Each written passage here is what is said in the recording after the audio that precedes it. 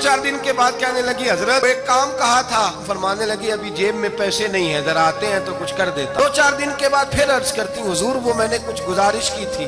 फरमाते मुझे गुस्सा आया, नाराज हुआ। मैंने कहा तू बार बार कहती रहती है, तुझे बताया तो है अभी मेरे पास पैसे नहीं, कहीं से आते हैं तो दे दूंगा। फरमाते जब मैंने झिड़का तो वो भली मानस रो पड़ी और रो करके उसने लफ्ज कहे तो मुझे रब करीम की तौहीद सिखा गई और मुझे अल्लाह से मांगने का तरीका बतला गई। वो के कहने लगी हुजूर आप ही तो मेरे खामद हैं, बताइए आपसे न कहूँ तो मैं किससे जाके कहूँ? कौन है मेरा और किससे जाके कहूँ? किससे जाके मैं कहूँ कि मेरा ये गम बांट दिया जाए? आप फरमाते उसने बात कही तो मैं रोने लगा। मुझे कहने लगी हुजूर क्या हुआ, आप रो पड़े?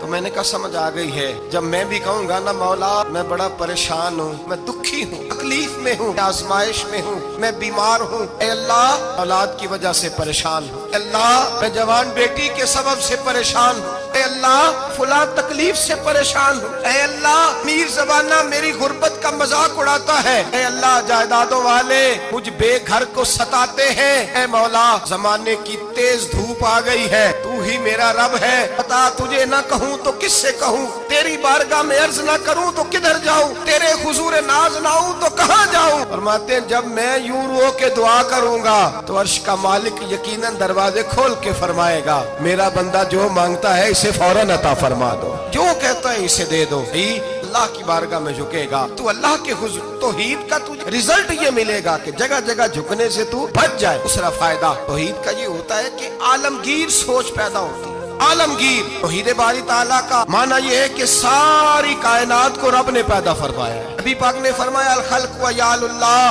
अहब्बल खल्क इलल्लाह मा अहसना इला यालिही, सारी मखलूक अल्लाह का खानदान है और अल्लाह उस बंदे से मोहब्बत करता है जो उसकी मखलूक से प्यार करता है। ये सोच पैदा होगी। सोच जब तू अल्लाह तबारक व तआला की तौहीद को मानेगा तो फिर तेरी तवज्जो जाएगी कि तेरे नबी पाक ने फरमाया है सारे इंसानों को अल्लाह ने बनाया है, कोई अजमी नहीं, कोई अरबी नहीं, कोई गोरा नहीं, कोई काला नहीं, कोई ऊंचा नहीं, कोई नीचा नहीं, कोई गरीब नहीं, कोई अमीर नहीं, ही सब में खड़े हो गए महमूद व अय्याज। न कोई बंदा रहा न कोई बंदा नवाज, बंदाओ साहिबो मोहताजो गनी एक हुए और तेरी सरकार में पहुंचे तो सभी एक हुए। जब तू अल्लाह को मानेगा फिर अल्लाह की सारी मखलूक से तू प्यार करेगा, फिर तू बंदों की तरफ से बेनियाज हो जाए। बंदे क्या कहते हैं, वो क्या सोचते हैं, तेरी तारीफ करे तब भी परवाह नहीं, तनकीद करे तब भी परवाह नहीं, इसलिए कि तेरी तवज्जो रब ताला की तरफ हो गई। तू अल्लाह से अजर लेना चाहता, अब तू अल्लाह तबारक व तआला की बारगाह से अजर लेना चाहता, तेरा सारा ख्याल रब करीम की तरफ चला गया। अब तू यही कहेगा बस मेरा रब राजी होना चाहिए, मखलूक से प्यार करेगा, तू छोटे छोटे लोगों से मोहब्बत करेगा, वशकुशोई करेगा, गरीब परवरी करेगा, इसलिए कि तू समझता है सारी मखलूक अल्लाह तबारक व तआला की पैदा करता है, मैंने प्यार करना। सुल्तान महमूद गजनवी के वालिद सुबकुतगीन